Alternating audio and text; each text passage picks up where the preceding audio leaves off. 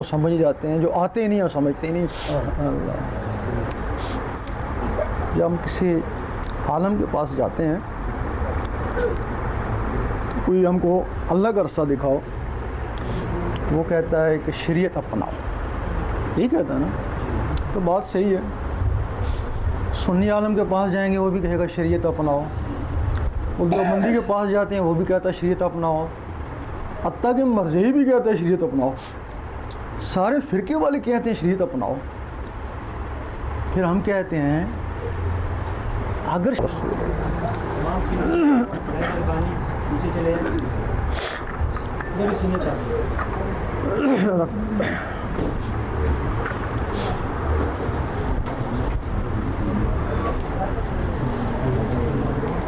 Team کے اوپر روشنی ڈال دینا، کیونکہ جب یہ سمجھ میں نہیں آتی ہے نا تو لوگ واویلا کرتے ہیں، جو آتے ہیں وہ سمجھ جاتے ہیں، جو آتے ہی نہیں ہیں سمجھتے ہی نہیں۔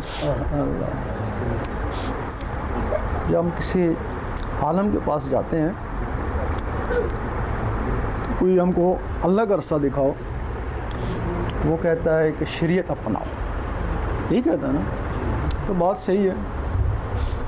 سنی عالم کے پاس جائیں گے، وہ بھی کہے گا شریعت اپناؤ۔ وہ دیوبندی کے پاس جاتے ہیں، وہ بھی کہتا ہے شریعت اپناؤ۔ حتیٰ کہ مرزئی بھی کہتا ہے شریعت اپناؤ۔ سارے فرقے والے کہتے ہیں شریعت اپناؤ۔ پھر ہم کہتے ہیں اگر شریعت پوری کرنے سے جنت ملتی ہے، اللہ ملتا ہے، تو پھر یہ اتنے فرقے کون سے ہیں؟ پھر کس فرقے میں جا کے شریعت اپنائیں؟ جبکہ ہر فرقے میں شریعت ہے، تو پھر وہ کہتے ہیں کہ شریعت حقہ ہو، سچی شریعت ہو۔ اب سمجھ میں نہیں آتی ہے کہ وہ شریعت، سچی سی شریعت کون سی ہے، یہی کہتے ہیں۔ اور سچی شریعت کون سی ہے؟ جب تمہاری بھی داڑھی ہے، دیوبندی کی بھی داڑھی ہے، پرویزی کی بھی داڑھی ہے، وہ بھی نماز پڑھتا ہے، تم بھی پڑھتے ہو، وہ بھی شریعت میں، تم بھی شریعت میں، اندر سے وہ بھی خالی، اندر سے تو بھی خالی، سب گدھوں پہ سوار ہیں، صرف زبانوں کا فرق ہے۔ اب وہ جو شریعت حقہ ہے، جس کو کہتے ہیں کہ شریعت حقہ، حقیقی شریعت، وہ کون سی ہے؟ ایک تو ہم نے سنا ہے کہ شریعت محمدی ہے، جانتے ہو نا، تو کبھی یہ بھی سنے ہوگا کہ شریعت احمدی بھی ہے، ضرور کسی کتاب میں پڑھا ہوگا کہ شریعت احمدی بھی ہے۔ شریعت محمدی کیا ہے؟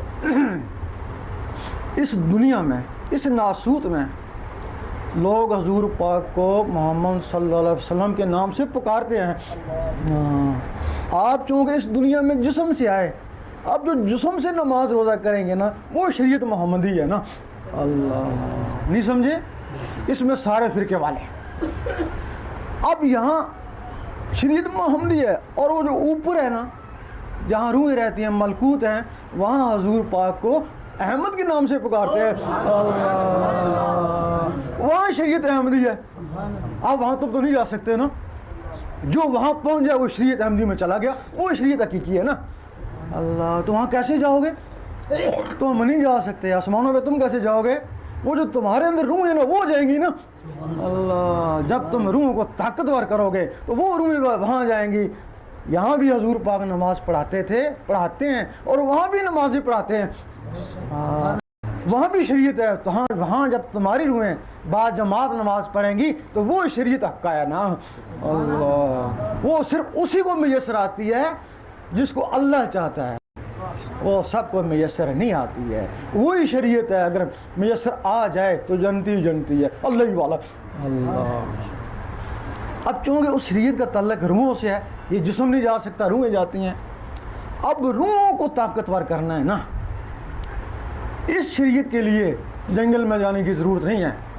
اگر تُو نے نماز روزہ کرنا ہے تو گھر میں بیٹھ کر، جنگل میں کیوں جاتا ہے؟ اس شریعت کے لیے ہمارے سارے بزرگ جنگلوں میں گئے نا، گئے نا، سارے گئے نا، داتا صاحب گئے، خواجہ صاحب گئے، غوث پاک گئے، سارے جنگلوں، وہ شریعت کے لیے گئے نا۔ اور اس شریعت میں اس جسم کو خوب کھلاتے ہیں نا، اس شریعت میں اس جسم کو بھوکا رکھتے ہیں نا، تو وہ جو اندر کی چیزیں ہیں ان کو طاقت پہنچاتے ہیں نا۔ اللہ، ان کو ہر طاقت نور کے پہنچاتے ہیں۔ پھر جب وہ منور ہو جاتی ہیں، اب وہ نور کیسے آتا ہے؟ یہاں یہ جو شریعت یہ تسبیح سکھاتی ہے، ٹک ٹک کے ساتھ اللہ اللہ کر، تو بلے شاہ فرماتے ہیں ہم اس تسبیح سے ڈرتے ہیں،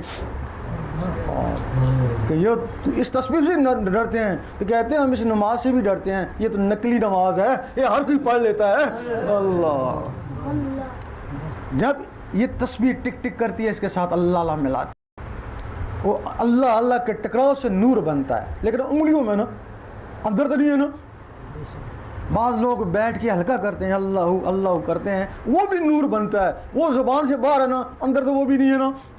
روح تمہاری تو اندر ہے، جب تمہارے اندر بھی اللہ نے تسبیح لگائی ہے، وہ بھی ٹک ٹک ٹک کرتی ہے۔ جب اس ٹک ٹک کے ساتھ اللہ اللہ ملاتے ہیں نا، تو پھر جو اللہ اللہ کا رگڑا لگتا ہے نا، تو وہ جو نور بنتا ہے نا، وہ خون میں جاتا ہے۔ کیونکہ اندر اللہ اللہ ہو رہی ہے، اندر رگڑا لگ رہا ہے نا۔ جب اندر نور خون میں جاتا ہے، خون سے ہوتا ہے سب نسوں میں چلا جاتا ہے، پھر جو تمہاری روح ہے نا، وہ نسوں کے اندر ہے نا، پھر وہ نور اور نسوں میں پہنچ جاتا ہے۔ جب نسوں میں پہنچتا ہے تو پھر وہ بیدار ہوتی ہیں، پھر وہ اللہ اللہ کرنا شروع کر دیتی ہیں۔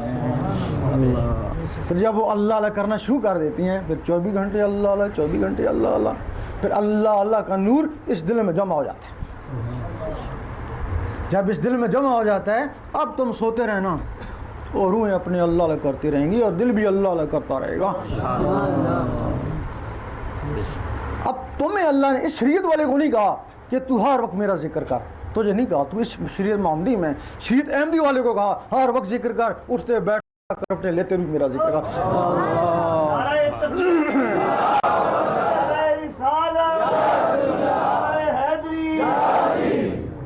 قرآن میں کچھ باتیں عام لوگوں کے لیے ہیں اور کچھ خاص کے لیے ہیں۔ وہ خاص کو کہا ہر وقت میرا ذکر کر، تو کام کاج کر، اس جسم کا ہے کام کاج کرے، کام کاج کرے گا پھر سوئے گا، اس کے بچے بھی ہیں، اور وہ جو اندر ہے ایک دفعہ تو اس کو جگا لے، وہ تجھے نیند آتی ہے نا، اس کو تو نیند نہیں آتی ہے نا، وہ تیرے بچے ہیں نا، اس کے بچے تو نہیں ہے نا۔ اللہ، ایک دفعہ تو اس کو جگا لے، پھر جب وہ نور اندر جائے گا نا تو اسی غذا نور ہے نا۔ اب وہ تمہارے اندر روحیں چمٹی ہوئی ہیں، باہر نہیں نکلتی ہیں، ایک شیطانی باہر نکلتی ہے جو خواب میں باہر جاتی ہے، شیطانوں میں گھوم کے واپس آ جاتی ہے، وہ شیطانی روح ہے، اس کو نفس بولتے ہیں۔ اب وہ اللہ کے نور سے تمہارے اندر کی جو روح ہیں وہ بھی طاقتور ہوں گی، اتنی طاقتور ہو گئی جس طرح وہ نفس نکلتا ہے شیطانوں میں نکلتا ہے، جب یہ نوری ہو جاتی ہیں تو سینے سے نکلتی ہیں تو نوریوں کے پاس جاتی ہیں نا، اللہ سیدھی حضور پاک کے قدموں میں۔ اس وقت بلے شاہ نے فرمایا کہ لوکی پنج ویلے تو عاشق ہر ویلے، لوکی مسیتی تو عاشق قدمہ، پھر حضور پاک کے قدموں میں، پھر اس کو وہاں سے اجازت ہوتی ہے اب یہ شریعت احمدی میں اس کو بھیج دو۔ اللہ، پھر وہاں اوپر بھی شریعت ہے، پھر اوپر جا کے نماز پڑھتی ہیں، حضور پاک نماز پڑھاتے ہیں۔ حضور پاک وہ جو نماز پڑھاتے ہیں اس کو نماز عشق بولتے ہیں۔ وہ تو حضور آدم علیہ السلام سے پہلے کی وہ نماز چل رہی ہے۔ حضور پاک فرماتے ہیں میں اس وقت بھی نبی تھا جب آدم علیہ السلام کو بنایا جا رہا تھا، آدم علیہ السلام سے پہلے وہ نماز چل رہی ہے، اور اس کا ثبوت ہے جب حضور پاک شب معراج میں گئے، اس نماز کا وقت ہو گیا،